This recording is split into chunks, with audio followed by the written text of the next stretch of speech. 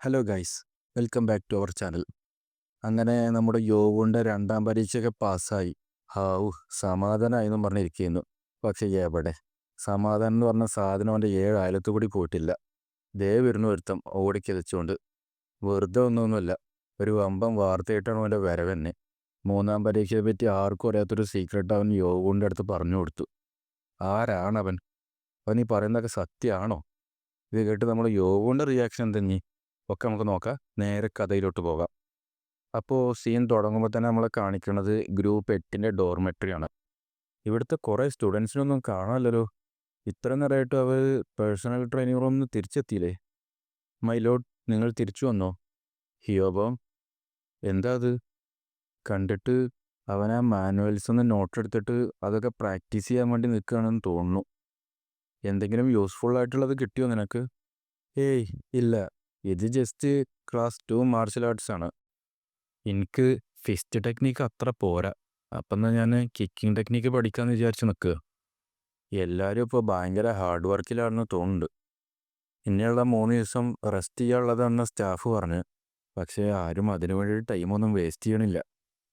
നമുക്ക് മുന്നിലെത്തണമെങ്കിൽ ഓരോ മിനിറ്റും നമ്മൾ യൂസ് ചെയ്തേ പറ്റൂ. പിന്നെ നമ്മൾ കാണിക്കണത് അടുത്ത ദിവസം വൈകുന്നേരം 4 മണിക്ക് പേഴ്സണൽ ട്രെയിനിങ് റൂമാണ്. അവിടെ യോവൂൺ എത്തിയിട്ടുണ്ട്. യൂസറിൻ്റെ മസിൽ ഫൈബേഴ്സ് അൾട്രേഷൻ ചെയ്ത് കഴിഞ്ഞു. യൂസറിന് ജനറൽ അനസ്തേഷ്യ കൊടുക്കുന്നില്ല. ഇതിന് മുന്നേ യോവൂണ് പറഞ്ഞേക്കണു എനിക്ക് അനസ്തേഷ്യ ഒന്നും വേണ്ടാന്ന്. പക്ഷേ ഇപ്പോൾ അവൻ അതിനുള്ളതൊക്കെ അനുഭവിച്ചുകൊണ്ട് നിൽക്കുന്നുണ്ട്. അവൻ്റെ ഫേസൊക്കെ കണ്ടില്ലേ? Stabilising users body. ഹോ, ഇപ്പോൾ കുറച്ച് ആശ്വാസം തോന്നുന്നുണ്ട്. എനിക്ക് ഉറപ്പാ ഈ ഒരു ഭാഗം എനിക്കൊരിക്കലും സെറ്റാവൂല. ഓ, എൻ്റെ കയ്യത്തെ പവറിനാകെ മാറിയല്ലോ. ഇത് ഭയങ്കര സ്ട്രോങ് ആണല്ലോ. ഞാൻ ഡാൻസിങ് ബട്ടർഫ്ലൈ ടെക്നിക്ക് പഠിച്ചത് വെച്ച് നോക്കുമ്പോൾ ഇതൊന്നും കമ്പയർ ചെയ്യാനേ പറ്റൂല. ഔ, എൻ്റെ മസിലൊക്കെ ഭയങ്കരമായിട്ട് കൂടിയല്ലോ. ശരിക്കും പറഞ്ഞാൽ ഞാൻ വേറെ ആരുടെ ബോഡിയിൽ കയറി ഇരിക്കണ പോലത്തെ ഒരു ഫീല്. പിന്നെ നമ്മളെ കാണിക്കണത് ആ ഗ്രൂപ്പ് 6 ലീഡറിനെയാണ്. അവനും പേഴ്സണൽ ട്രെയിനിങ് റൂമിൽ ട്രെയിൻ ചെയ്തുകൊണ്ടിരിക്കുകയാണ്. ഞാൻ ഇപ്പോഴും സ്ട്രോങ് ആയിട്ടില്ല. മുഖിയത്തിനൊന്ന് ഇടിച്ച് വീഴ്ത്തിക്കൊണ്ട് ഞാൻ ഭയങ്കര സംഭവമായെന്ന് ഞാൻ വിചാരിച്ചു. ആ സേബർ സെക്റ്റത്തെ ബ്രാറ്റിൻ്റെയും ഇന്ത്യയും പവറിലുള്ള വ്യത്യാസം കണ്ടപ്പോൾ എനിക്ക് മനസ്സിലായത് ഞാൻ ഇനിയും നല്ലോണം പ്രാക്ടീസ് ചെയ്യണമെന്ന്. എന്നാലും എനിക്ക് ട്രോമാറ്റിക് എൻകൗണ്ടറിൽ നിന്ന് റിക്കവറായി വരാൻ പറ്റുള്ളൂ. ആ യോഗൂണിനെ കുറിച്ചൊക്കെ ഇനി മറക്കണം. അവനൊന്നും ഒന്നുമല്ല. ഞാൻ ഇനി മുതൽ വലുതായിട്ട് ചിന്തിക്കണം. എൻ്റെ ഡ്രീമൊക്കെ ഭയങ്കര ബിഗ്ഗർ ആവണം. അപ്പോഴത്തിന് അവിടുത്തെ ചുമരുമൊക്കെ ഭയങ്കരമായിട്ട് ക്രാക്ക് വന്നിരിക്കുന്നു. നോക്കുമ്പോൾ എന്താ, ഇപ്പുറത്തെ റൂമിൽ നിന്ന് യോഗൂണോ അവൻ്റെ പവറൊക്കെ ഒന്ന് പരീക്ഷിച്ച് നോക്കാൻ വേണ്ടിയിട്ട് ആ ചുമരുമൊക്കെ ഒന്ന് ഇടിച്ചതാ. ആ ചുമരണ്ട് പൊട്ടി. പുറത്ത് നിന്ന സ്റ്റാഫുകളൊക്കെ അന്തം വിട്ടിട്ട് മേലേക്ക് ഇങ്ങനെ നോക്കുന്നുണ്ട്. ഉള്ള കല്ല് മൊത്തം നേരെ പോയിട്ട് മറ്റവൻ്റെ മേത്തേക്കാണ് വീണത്. ഇതെന്താ, എന്നാരെങ്കിലും ആക്രമിച്ചതാണോ? ഏത് നായടാ അത്? അപ്പം നമ്മളെ യോഗ ഒരു മാസ് പോസ് ഉണ്ട് അവിടെ. അതൊക്കെ ആ ഇടിച്ച് തകർത്തിട്ടൊരു നൃത്തം. യോവൂൺ, നീയായിരുന്നോ? എടാ പന്ന. ഹേയ് ഹേയ് ഹേയ്, നീ എണീക്ക്. ഇത് പ്രാക്ടീസ് ചെയ്യാൻ വേണ്ടിയുള്ളൊരു പേഴ്സണൽ ട്രെയിനിങ് റൂമാ. ഇത് എല്ലാ സ്റ്റുഡൻസും ഉപയോഗിക്കുന്നതാ. നിനക്ക് ഇങ്ങനെ ഇതിലൊരു ഹോൾ ഇടാനൊന്നും പറ്റൂല. നീ കാരണം ഇപ്പം തന്നെ അവൻ മരിച്ചേനെ. നിന്റെ ഭാഗ്യത്തിന് സ്റ്റുഡൻറ്റ് 108 ഇപ്പോഴും ജീവിച്ചിരിപ്പുണ്ട്. അവനെങ്ങാനും മരിച്ചു പോയിരുന്നെങ്കിൽ നിന്നെ ഇപ്പം തന്നെ ഇവിടുന്ന് പുറത്താക്കിയിരുന്നു. ഇത് നിന്റെ ഫൈനൽ ഇവാലുവേഷന് എന്തായാലും ബാധിക്കും. അതും കൂടി നീ ഓർത്തോ. I am sorry sir. First ഫ്ലോറത്തെയും സെക്കൻഡ് ഫ്ലോറത്തെയും ട്രെയിനിങ് റൂമെന്ന് തന്നെ ബാൻ ചെയ്തിട്ടുണ്ട്. ഇനി എനക്ക് വേണമെന്നുണ്ടെങ്കിൽ ബേസ്മെൻറ്റിൽ പോയി പ്രാക്ടീസ് ചെയ്യാം. നീ അവിടെ പോയിട്ട് നീ ഇതുപോലെ പേഴ്സണൽ ട്രെയിനിങ് റൂമൊക്കെ പൊളിച്ചു കഴിഞ്ഞാൽ നിനക്ക് ഒരിക്കലും ഇത് യൂസ് ചെയ്യാനേ പറ്റൂല. അവൻ്റെ കൈ വെച്ച് പഞ്ച് ചെയ്തപ്പോഴേക്കും തന്നെ സെഞ്ചുറി സ്റ്റോൺ വാൾ തന്നെ പൊട്ടിപ്പോയാലോ. അതിൻ്റെ അർത്ഥം അവൻ്റെ ഇൻറ്റേർണൽ പവേഴ്സിൻ്റെ പീക്കിനെ തന്നെ മറികടന്നു എന്നാണോ? ഞാനോ? എങ്ങനെ ഇപ്പോൾ ഞാൻ അത്ര പെട്ടെന്ന് അത്ര സ്ട്രോങ് ആയി മാറിയത്? എൻ്റെ പഞ്ചിൽ ആ ട്രെയിനിങ് റൂമിൻ്റെ ചുമരൊക്കെ തകരുമെന്ന് ഞാൻ സ്വപ്നത്തിൽ പോലും വിചാരിച്ചിട്ടില്ല. അത് നിങ്ങളുടെ മസിൽ ഫൈബേഴ്സൊക്കെ അതിൻ്റെ ലിമിറ്റിലെത്തിയിട്ടുണ്ട്, അതുകൊണ്ടാണ്. എന്ത്? നിങ്ങളുടെ മസിൽ ഫൈബേഴ്സൊക്കെ അൾട്ടർ ചെയ്തുകൊണ്ട് ആ സഫയർ സ്റ്റോണിലൊക്കെ ഇപ്പോൾ നിങ്ങൾക്ക് മാർക്ക് ചെയ്യാൻ പറ്റും. ആ, ഇപ്പം ചിന്തിക്കുമ്പോഴാണ് ആ സിമുലേഷൻ ഡാറ്റ ക്രിയേറ്റ് ചെയ്തത് സ്റ്റോണത്തെ ബ്ലൈഡ് മാർക്കിനെ പറ്റി മാത്രമാണ്. അതിൻ്റെ QI മൂവ്മെൻറ്റ്സിനെ പറ്റിയിട്ടുള്ള ഒരു ഇൻഫർമേഷനും എൻ്റെ അടുത്തില്ല. പക്ഷേ ആ ഡാഗർ ടെക്നിക്കും ഡാൻസിങ് ബട്ടർഫ്ലൈ ടെക്നിക്കും ട്രാൻസ്ഫർ ചെയ്തപ്പോൾ അതെങ്ങനെ പെർഫെക്റ്റായിട്ട് എക്സിക്യൂട്ട് ചെയ്യണം എന്നുള്ളത് എനിക്കറിയാമായിരുന്നു. പക്ഷേ ഇവിടുത്തെ കേസാണെങ്കിൽ ആ സഫയർ സ്റ്റോണിൽ സിമിലർ ആയിട്ടുള്ള മാർക്ക് എങ്ങനെ ഉണ്ടാക്കാമെന്ന് ഫോക്കസ് ചെയ്തിട്ടുള്ള ഡാറ്റയാണ് എനിക്ക് ട്രാൻസ്ഫർ ചെയ്ത് തന്നിരിക്കുന്നത്. അതുകൊണ്ടാണ് അപ്പോൾ സംഭവം. ഓ, അപ്പം അതിൻ്റെ അർത്ഥം എൻ്റെ ബോഡിയത്തെ പവറൊക്കെ ഇപ്പോൾ ഫുൾ പൊട്ടൻഷ്യലിലാണെന്നാണോ? ഇത് നിങ്ങളുടെ ബോഡിയിലൊരു മൈനർ അഡ്ജസ്റ്റ്മെൻറ്റ് മാത്രമേ നടത്തിയിട്ടുള്ളൂ. നിങ്ങളുടെ ഫിസിക്കൽ ഗ്രോത്തിനൊന്നും ഇതൊരിക്കലും ബാധിക്കൂല. അപ്പോൾ അതിൻ്റെ അർത്ഥം ഞാൻ ഗ്രോ ചെയ്യുന്തോറും ഞാൻ സ്ട്രോങ് ആവുമെന്നാണോ? നിങ്ങളുടെ മസിലും ബോണും ഗ്രോ ചെയ്യുന്തോറും നിങ്ങളുടെ മസിൽ ഫൈബറിൻ്റെ പൊട്ടൻഷ്യലും ഗ്രോ ചെയ്തുകൊണ്ടിരിക്കും. ആ, തൽക്കാലത്തിന് ഇപ്പോൾ ഇതെന്തായാലും മതി. ഇത് നല്ലതാ. പിന്നെ നമ്മളെ കാണിക്കണത് അണ്ടർഗ്രൗണ്ടിലുള്ള പേഴ്സണൽ ട്രെയിനിങ് റൂമാണ്. ടെക്നിക്കലി നോക്കുകയാണെങ്കിൽ ഈ കോഡിഫൈഡ് ഫൈറ്റിംഗ് ഫോം ഞാൻ കുറേ വർഷം പ്രാക്ടീസ് ചെയ്ത പോലെ ഉള്ളത്. പക്ഷെ എന്നാലും അതിൻ്റെ ഡാറ്റ ഞാൻ തൽക്കാലത്തിന് എൻ്റെ ബ്രെയിനിലോട്ട് സെൻഡ് ചെയ്യുക. ഞാൻ ആദ്യമായിട്ടാണ് ഡിമോണിക് ലോഡിൻ്റെ അൾട്ടിമേറ്റ് ടെക്നിക്ക് പരീക്ഷിച്ച് നോക്കാൻ പോണത്. ഞാനാണെങ്കിൽ ആകെ നെർവസാണ്. ഓക്കെ, എന്തായാലും തുടങ്ങാം. പിന്നെ നമ്മളെ കാണിക്കണത് അൾട്ടിമേറ്റ് ഷോർട്ട് ടെക്നിക്കിൻ്റെ ഫസ്റ്റ് കോഡിഫൈഡ് ഫൈറ്റിംഗ് ഫോമാണ്. അല്ല, എന്താ ഇത്? അത് ഞാൻ ഒരു പ്രാവശ്യം കൂടി ഒന്ന് ട്രൈ ചെയ്ത് നോക്കട്ടെ. ഇതെന്താ സംഭവിക്കുന്നത്? അല്ല, ഇതിങ്ങനെ അല്ല. എന്താ ഞാൻ എൻ്റെ മൂവ്മെൻറ്റ്സ് കൊണ്ട് സാറ്റിസ്ഫൈഡ് ആവാത്തത്? പിന്നെ നമ്മളെ കാണിക്കണത് ഡിഫെൻസീവ് ഷോർട്ട് ടെക്നിക്കിൻ്റെ 45th ഫോമാണ്. ആ, ഇപ്പം കിട്ടി. അൾട്ടിമേറ്റ് ഷോർട്ട് ടെക്നിക്കിനെ സ്റ്റോപ്പ് ചെയ്യാനുള്ള മൂവ്മെൻറ്റ്സൊക്കെ ഇപ്പം എനിക്ക് പെർഫെക്റ്റായിട്ട് തടയാൻ പറ്റുന്നുണ്ട്. പക്ഷേ അൾട്ടിമേറ്റ് ഷോർട്ട് ടെക്നിക്ക് മാത്രം എന്താ എനിക്ക് അത്ര കണ്ട് റെഡി ആവാത്തത്? ഞാൻ ആ റെഫറൻസ് വീഡിയോയിൽ കണ്ട ടെക്നിക്കിൻ്റെ അത്രത്തോളം ശരിയാവണില്ലത്. ഞാനോ അൾട്ടിമേറ്റ് ഷോർട്ട് ടെക്നിക്കത്തെ എൻ്റെ മൂവ്മെൻറ്റ്സും ആ സഫയർ സ്റ്റോണത്തെ മൂവ്മെൻറ്റ്സും തമ്മിലൊന്ന് കമ്പയർ ചെയ്യുക. പിന്നെ നമ്മളെ കാണിക്കണത് യോവുവിൻ്റെ അവതാരണയും ആ സഫയർ സ്റ്റോണിൽ മാർക്ക് ചെയ്ത ആളുടെ അവതാരണയാണ് കാണിക്കണത്. ആകെ ഞാൻ ആ മോഷൻസ് മാത്രമേ ചെയ്തിട്ടുള്ളൂ. പക്ഷേ ഇത് കാണാനാണെങ്കിൽ ഭയങ്കര അൺനാച്ചുറൽ ആയിട്ടുണ്ട്. അതിലും വെച്ച് അവസാനെത്തുമ്പോഴത്തേനും ഞാൻ തോക്ക് വരെ ചെയ്യണ്ട്. ഇതെന്താ ഇതിൽ ഇങ്ങനെയൊക്കെ നടക്കണത്? ഇതിലെന്താ പ്രശ്നമുള്ളത്? ഒന്നും മനസ്സിലാവണില്ലല്ലോ. ഇത് വെറും ഒറ്റ കോഡിഫൈഡ് ഫോം ആയതുകൊണ്ടാണോ? ഓ, ഇപ്പം മനസ്സിലായി. എനിക്കെൻ്റെ QI എങ്ങനെ ഫ്ലോ ചെയ്യേണ്ടതെന്ന് പോലും അറിയില്ല. പക്ഷേ അറ്റ്ലീസ്റ്റ് ഞാനൊരു കോഡിഫൈഡ് ഫൈറ്റിംഗ് ഫോമെങ്കിലും ചെയ്യണ്ടല്ലോ. അല്ല, ഒരു മിനിറ്റ്. QIയുടെ ഫ്ലോ അല്ലേ? ഓ, ഇപ്പോഴേ എനിക്ക് കാര്യം മനസ്സിലായത്. ആ ഡാൻസിങ് ബട്ടർഫ്ലൈ ടെക്നിക്കിൽ പോലും എൻ്റെ QIയിലൂടെ ഇൻറ്റേർണൽ പവേഴ്സ് സർക്കുലേറ്റ് ചെയ്തതിന് ശേഷം മാത്രമാണ് എനിക്കത് കംപ്ലീറ്റ് ചെയ്യാൻ പറ്റിയത്. ഓ, അപ്പം അങ്ങനെയാണെങ്കിൽ ഇവിടുത്തെ ഏറ്റവും മോസ്റ്റ് ഇമ്പോർട്ടൻ്റ് പാർട്ടാണ് ഞാൻ ഇപ്പോൾ മിസ് ചെയ്തത്. എന്ത് വിചാരത്തിലാ ഞാൻ ഈ QI ഫ്ലോ എങ്ങനെ യൂസ് ചെയ്യേണ്ടതെന്ന് പോലും അറിയാതെ ഈ ഫൈറ്റിംഗ് ഫോമൊക്കെ പഠിക്കാൻ നിന്ന്. ഞാനോ ആ ഫസ്റ്റ് ഫ്ലോറത്തെ സഫയർ സ്റ്റോണിൻ്റെ ഫ്രണ്ട് ഭാഗം ഒന്ന് റീക്രിയേറ്റ് ചെയ്യുക. എന്നെ നമ്മളെ കാണിക്കണത് ഞാനോ അത് റീക്രിയേറ്റ് ചെയ്യണതാണ്.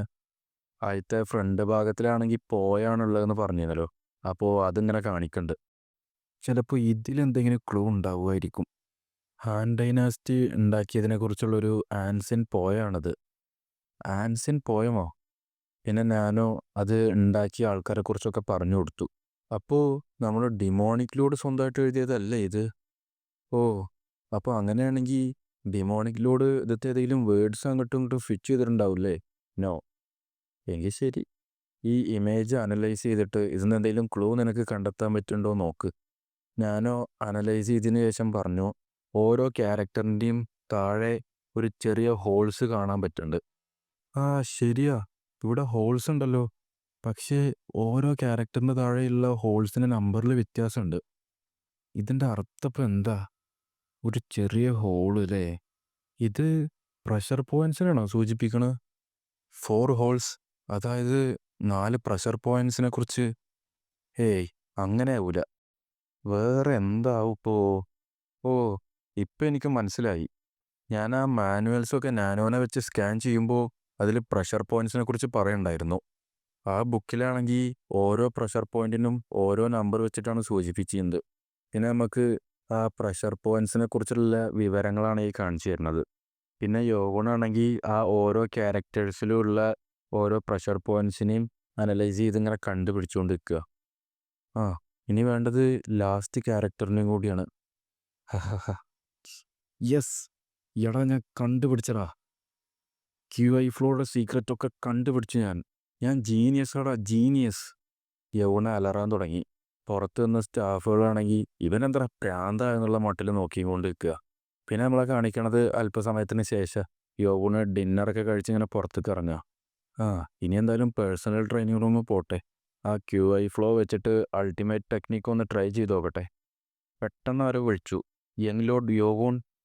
യോവോൺ തിരിഞ്ഞു നോക്കി. എന്നെ ഇൻട്രൊഡ്യൂസ് ചെയ്യാൻ വേണ്ടി അനുവദിക്കണം. ഞാൻ സ്റ്റുഡൻറ്റ് നമ്പർ 200 യോംപ. നിങ്ങൾക്ക് സമയമുണ്ടെങ്കിൽ എനിക്ക് നിങ്ങളിപ്പോൾ ഒരു സ്പയറിംഗ് മാച്ച് വെച്ചാൽ കൊള്ളാമെന്നുണ്ട്. സ്പയറിംഗ് മാച്ചോ? ഞാനും നീയും തമ്മിലോ? എന്തിനപ്പോൾ ഞാൻ അതിൽ? എക്സാമിനേഷനിലല്ലാതെ ഞാൻ ഇതുവരെ കാണാത്ത ഒരുത്തനുമായിട്ട് ഫൈറ്റ് ചെയ്യേണ്ട കാര്യമൊന്നും എനിക്കില്ല. ഞാൻ എൻ്റെ സമയം നഷ്ടപ്പെടുത്താൻ വേണ്ടി ആഗ്രഹിക്കണില്ല. ഓ, നിങ്ങൾ പറഞ്ഞുകൊണ്ട് വരുന്ന അതാണെങ്കിൽ ഞാൻ ഭയങ്കരമായിട്ട് സെൽഫിഷായെന്നും തോന്നൂലേ? ഓ, അങ്ങനെയാണെങ്കിൽ നിങ്ങൾ എന്നെ തോൽപ്പിക്കുകയാണെങ്കിൽ ഞാൻ നിങ്ങൾക്കൊരു സ്മാൾ ഗിഫ്റ്റും തേർഡ് എക്സാമിനേഷനെ കുറിച്ചുള്ള കുറച്ച് ഇൻഫർമേഷനും ഓഫർ ചെയ്യുക. ഇനി നിങ്ങൾ എൻ്റെ ഒപ്പം മത്സരിക്കാൻ റെഡിയാണോ?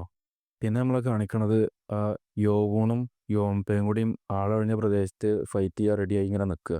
എനിക്ക് തീരെ മനസ്സിലാവണില്ല. ജസ്റ്റ് ഒരു സ്പയറിംഗ് മാച്ചിന് വേണ്ടിയിട്ട് ഇത്രയും വാല്യൂ ഉള്ളൊരു ഇൻഫർമേഷൻ എന്തിനാണ് നീ എനിക്ക് തരുന്നത്? നീ മണ്ടത്തരല്ലേ ഈ കാണിച്ചുകൊണ്ടിരിക്കണത്?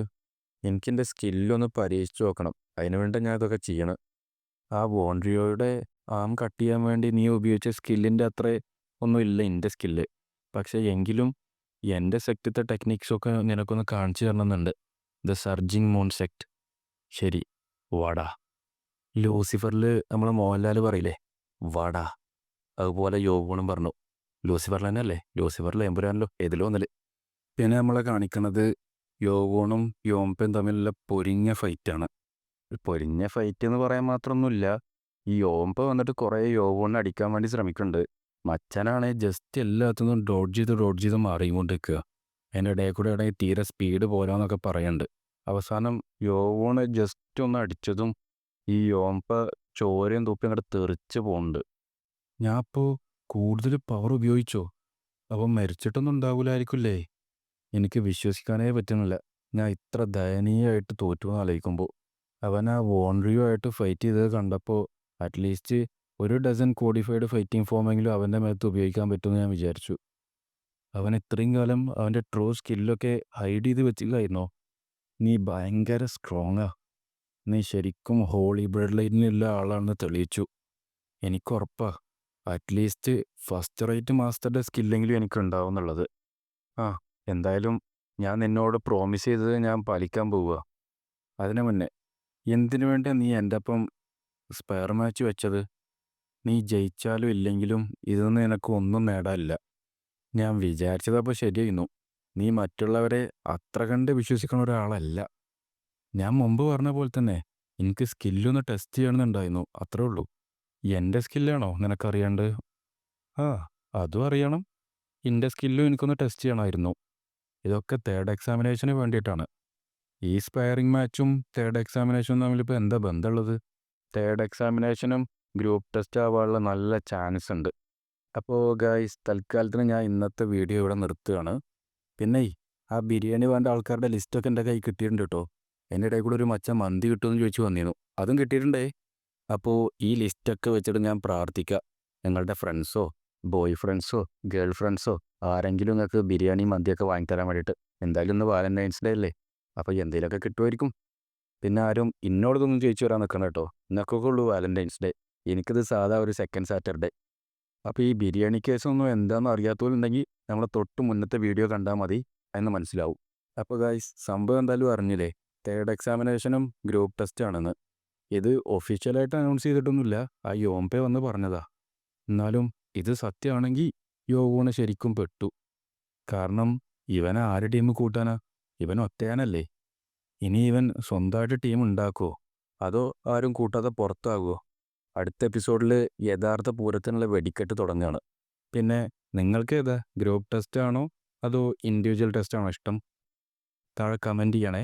അപ്പോൾ വീഡിയോ ഇഷ്ടപ്പെട്ടെങ്കിൽ ലൈക്ക് അടിക്കണം, സബ്സ്ക്രൈബ് ചെയ്യണം. അപ്പോൾ ശരി, ബൈ ബൈ.